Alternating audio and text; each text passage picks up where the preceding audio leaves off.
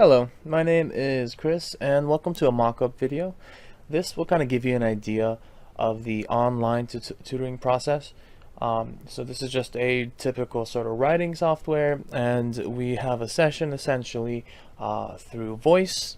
So a lot of information can be passed around. We have file sharing, but the main content is to show you that it's not that different to have a tutoring session online as it is in person. In fact, it's a lot more convenient, and even the information that's being done on the screen can be saved either by screenshot or as a actual video in the process, and you can relook at this information over and over versus a regular person-to-person session where most of the information is already written down and it's up to memory to remember what the process was.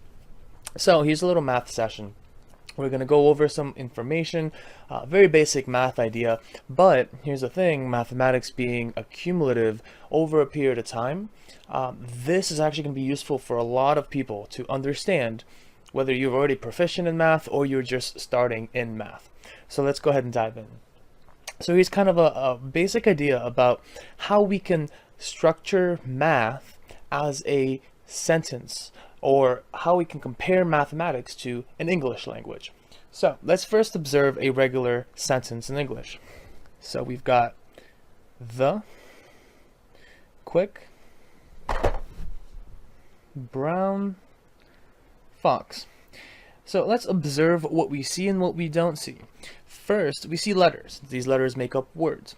However, we always, or very often, like to not consider the spacing.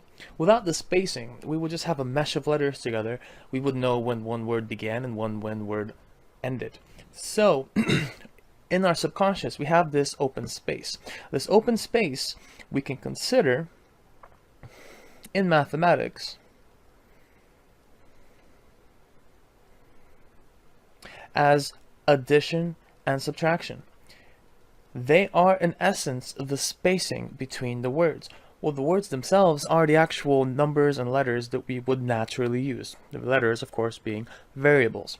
So if we were to compare these side to side, we'd have basically a comparison of the being the first word of this sentence and quick being the next. So while in English we have something called a sentence, in mathematics, we actually refer this to a expression.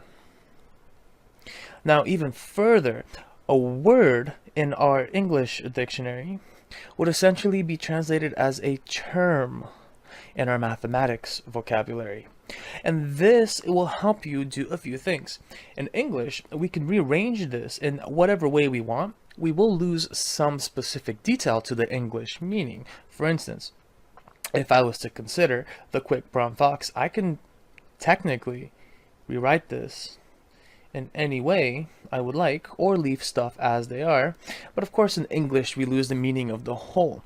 However, in mathematics it may be necessary to move certain things around. For instance, 2a plus 4a, that can stay the same. Why? Well, they have a's, the variable a, meaning they are something called a like term in which we can combine. So if we have two a's and we're only adding two more a's, we're going to have an actual 6a total. This is when we combine pieces or combining like terms. However, it's a little trickier to consider the negative 6 plus 8. Well, here's where this is going to be helpful. We can actually consider two things. First, negative 6 is technically a letter. So what we consider, the space in front of it, is the attachment to the right. We always consider that signs are attached to the quote-unquote word on the right side. That's another reason that we don't really use any space in the front, therefore we don't really use any sign in the front. But we can assume that there is an invisible plus if nothing is visible. However, with this knowledge of attachment, we can actually say that this is positive 8 if we together associate them and move them in the front, and then we can move the negative 6. Now we have something a little bit more comprehensive. It's basically saying 8 minus 6. Well, we can do this in our head very quickly. That's 2. Before, we'd have to consider a bit of a play around. we'd have to say, let's subtract 6 from 8, or vice versa. 8 minus the 6. In this case, the bottom rearrangement is a bit more nicer to look and understand. So this is an actual useful space when we're thinking about any algebraic process. Now this is algebra on its very basic form. The big thing is, many of us missed this detail. Maybe it wasn't given to us in the get-go.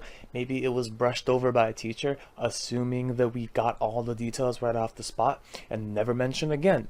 But these are the kind of things we're going to go over, and we're essentially going to be looking at the very basics moving forward so we can build those building blocks and make a better understanding of what's going on in math, where the algebra is coming from, what part is even algebra, and promising from here, mathematics will become fun. I know that sounds like a weird thing to say, but I've done this for about 8 years now, and I've had students that came back, they never thought they'd be going into calculus, but once they understood algebra, calculus became much easier. In fact, algebra is the core component.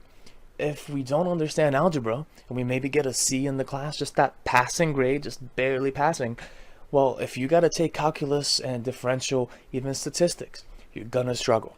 But if you take that extra semester and make sure that your algebra is prestige, then the rest of your classes become a cakewalk. Very quick, very easy to understand. And that's really the concept here. I've taught both college algebra students, calculus students, even calculus 3 students. And I promise you that even in Calc 3, the biggest issue is not the calculus, but the algebra they learned 4 years ago. So that's kind of the idea. We want to make sure that your understanding is smooth, complete, ask any question you need to make this understanding, and plenty of these metaphors, synonyms, and examples will be given to make sure that this concept is very well understood by you.